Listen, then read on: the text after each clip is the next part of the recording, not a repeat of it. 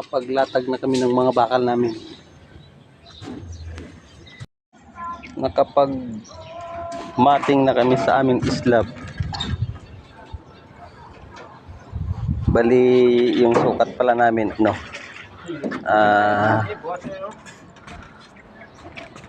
40 to 40 kwadrados.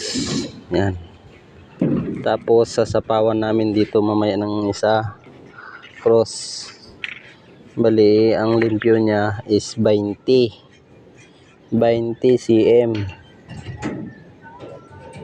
Tapos extra bar dito sa mga gilid niya dito. Yan, sa may mga beam na yan. Yan, extra bar. Support kung tawagin. Doon si engineer. Ito yun ang electrician namin.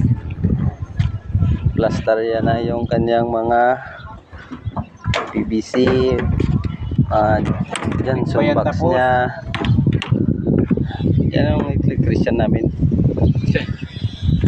Hindi pa yan tapos. So, yun lamang. Salamat sa panonood nyo. Kasi kakain na kami. Mamayang alauna na naman. So yun lamang. Salamat.